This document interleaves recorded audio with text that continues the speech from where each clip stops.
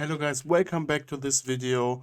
First time on English, but let me introduce myself first. My name is Jojo, I'm a manager from Germany, and you are watching this video because you want to know the rules for my upcoming project or my actual ongoing project of me versus the Soraredata lineup builder. And this is the video where I explain all of the rules and the scoring system behind it. So keep watching. First, before we go into the ruling, I want to show you a bit of my players and teams that I have, so that you get some of my background of what I am trying to do in Sorare, what I'm maybe playing or not playing, so you can maybe see what's going on.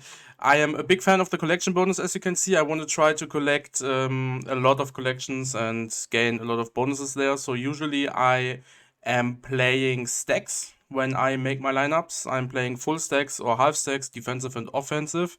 And I also try to prioritize the all-star competition. Now off to the rules and why I am doing this series. I saw a lot of videos where people lose against the Soraredata lineup builder, and I also had some background with it where I made predictions on Soraredata and then I used my own lineups, and the stuff on Soraredata, the lineups they built were better than mine. I was like, yeah, why shouldn't I just put in the lineups that they think are the best? Because they are unbiased of a lot of things, like maybe XP or stacking. And in the end, if there's a better result, it's better for me because I have more money. And that's what it's all about.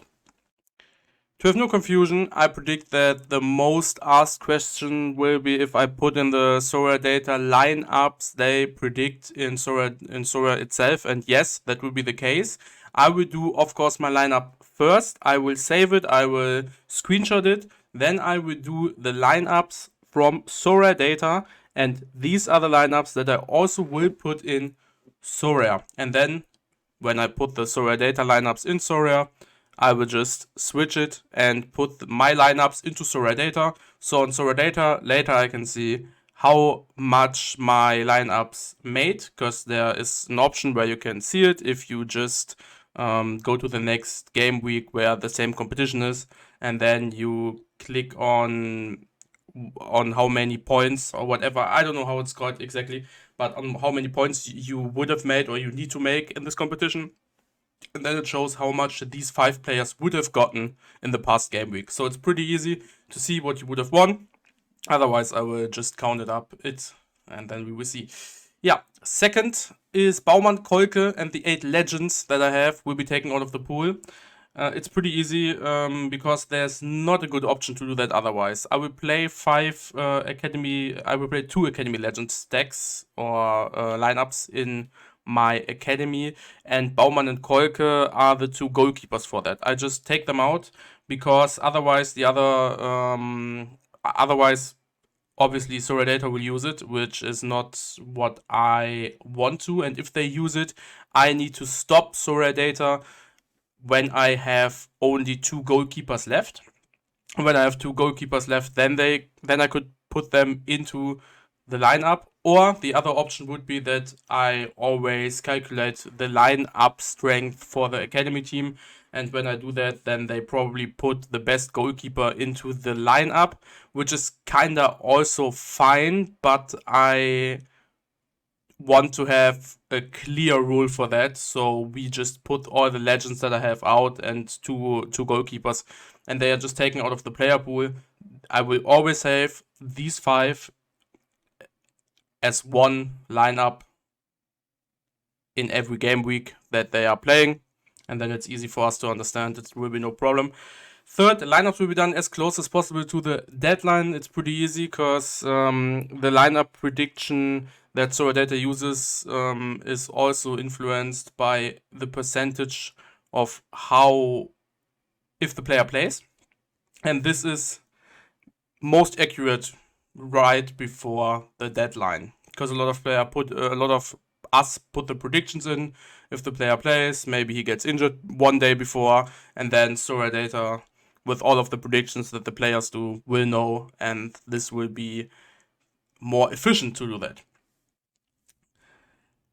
how are the orders that I put in for Soraredata? It's also pretty easy. Soraredata has a highest lineup strength, or has a lineup strength indicator, which sees how strong is your lineup. I will do every single lineup first. So I will go on Soraredata, click on All-Star, let it predict. See, I have a strength of 72. We'll go to cap to 40. I have strength of 73. We'll go to U23. I will have a strength of 51, and so on. Do it with every competition that I have players for. And then I will pick, for example, now cap to 40 because it was the strongest lineup. Then I will put the 5 from cap to 40 in, and then I do it again. I put the remaining players all in All-Star. I will put them in. I will use the lineup predictor to do All-Star again, to do cap to 70 again, and so on and so on and so on and so on. And that's how the lineups will be made. If there's a tie, I will put in the lineup that I personally did first. So when I do my lineups, I do, for example, All-Star first, then cap to 40, then cap to 70. If there's a tie anywhere, I will put in, if cap to 40 and cap to 70, for example, has the same lineup strength and it's the strongest, of course, then I will put in cap to 40 first because I personally did it first. It's pretty easy. And I will do this until I have no starting goalkeeper left, which means they have a less than 5% starter on Soraredata. And then I will be putting them in academy with the other players that are still open, or fill them in any other unused competition, so that I get the most efficiency out of it and they train better. Last point of this is scoring. It's also, it was one of the hardest things to do, I can say that, because it's pretty hard to pinpoint what some cards are worth, and there's even a big gap in between the tiers. So I decided to do it a little bit different than actually what Soraredata does on their own. I think they are doing 1 point for limited, 2 points for a rare, and so on, but there's obviously a huge difference, and I do not play rare, or I do not play unique and super rare, so I do it a bit differently. We have 1 point for limited tier 4, 2 points, 5 points, 10, 20, 40, and on the rare side 7, 15, and 30. I kind of looked up how much the cards are worth, but the problem is that for example, limited tier 2, 20 points, if we would say 1 point is $1 as we see in cash, it makes sense for tier 5 and tier 4, and maybe for tier 3, but also in tier 3 you could get from 3 to 10 euros, or dollars, I'm sorry, a card, which, like, it's like, where do you want to do the points? And limited star is even worse, because 40 points, yeah, you won't get someone who's just $40.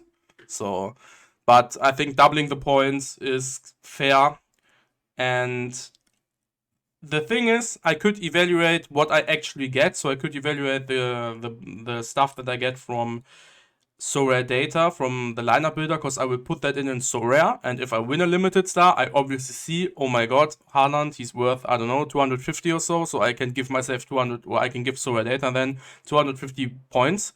But when I would win with my lineups that I won't put in Sorare, like a limited star, I obviously do not know which limited star I will win. So this is kind of what I think is a fair way to have the points evaluated. And 1 point per $1 in cash, it's pretty easy and good, I think, because if you get a threshold, it's $5, or it's around, yeah, it's $5, and then you get 5 points, and I think that's good, because $5 is limited tier 3, and I do not have the gallery to get, like, very often into something else in All-Star, or I don't know. And it would be, like, for me, it would be a huge success to get in the payout in All-Star or in Champion Europe or something like this. Because in Champion Europe, I have, like, Lazio Rome, and that's kind of it. So, yeah, maybe they do it one day, but whatever.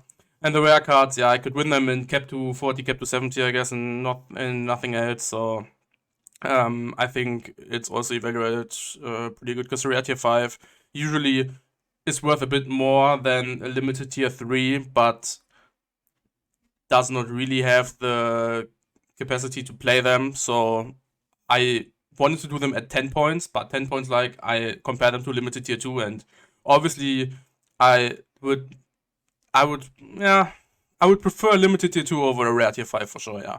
So I put it like 7, 15, and 30 points, and the Rare Tier 3 would be insane, to be honest, because they could be really good players. Yeah, and that's how the scoring will go. And after every video, we will have the scoring. We will see who is ahead, how much points we have, and I hope you will enjoy the series. This is a scoring video. You can always come back to this and ask questions now under the video if something is unclear, or maybe if you have an idea how the scoring maybe could be better, or what can I adjust. And then thank you that you listened, and we see us when the series starts. Or if you came back and the series already started, I hope that I am winning against the machine. Although I will put in the machine's answers, so maybe I should cheer for the machine. But trust me, I don't want to lose against Soraredata. I want to show that the humans are still better than the robots. Wish me luck. See you next time.